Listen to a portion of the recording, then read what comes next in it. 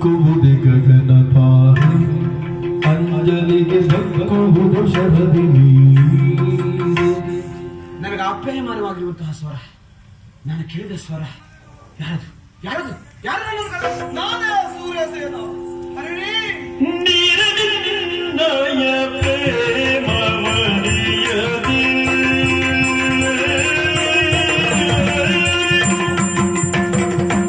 ನೀರನಿನ್ನಯ ಪ್ರೇಮ ಮರೆಯದೆ ತೊರೆದು ಹೋಗಿಯ ಸೂರ್ಯನಾಗಿ ತೊರೆದು ಹೋಗಿಯ ಸೂರ್ಯನಾಗಿ ಬಾರೆ ಸದನಕ್ಕೆ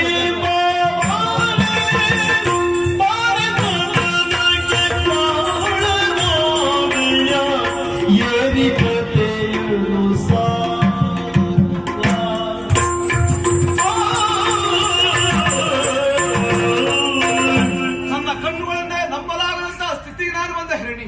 ಹಂಸ ತೋರಿಕಾ ತಲಪದಲ್ಲಿ ಮಲಗಬೇಕಾದ ರಾಜಕುಮಾರಿ ಅಂತ ನೀನು, ಸೆರೆಮನೆಯಲ್ಲಿ ಕತ್ತಲೆ ಕೋಣೆಯಲ್ಲಿ ಕೊಳೆಯುತ್ತ ಅನಿವಾರ್ಯ ಸೂರ್ಯಸೇನ ಎಂಬುದರಲ್ಲಿ ಯಾವ ಅನುಮಾನ ಇಲ್ಲವೇ ಇಲ್ಲ.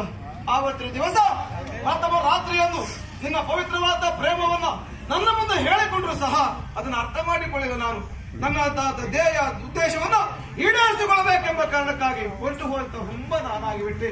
ಬ್ರಹ್ಮಚರ್ಯ ವ್ರತದಲ್ಲಿದ್ದು ಸಾಧನೆಯ ಶಿಖರವನ್ನು ಏರಬೇಕು ಎಂಬ ಹಾಗೆ ಹೊರಟಂತಹ ಹೆಡ್ಡ ನಾನಾಗಿ ಬಿಟ್ಟೆ. ನೀನೇ ಅವತ್ತೊಂದು ಮಾತನ್ನು ಹೇಳಿದಿ, ಮನುಷ್ಯನೊಬ್ಬ ಬದುಕಿನಲ್ಲಿ ಸಾಧನೆ ಮಾಡಬೇಕು ಅಂತ ಆದ್ರೆ ಬ್ರಹ್ಮಚಾರಿಯಾಗಿ ಇರಬೇಕು ಅಂತಿಲ್ಲ, ಸಂಸಾರಿಯಾಗಿ ಸಾಧನೆ ಮಾಡಬಹುದು ಎಂಬ ಹಾಗೆ ನಿನ್ನ ವೇದೋಕ್ತಿಯನ್ನು ನನಗೆ ಅರ್ಥವಾಗಲಿಲ್ಲ. ಈಗ ನನಗೆ ಚೆನ್ನಾಗಿ ಅರ್ಥವಾಯಿತು ಹರಿಣಿ.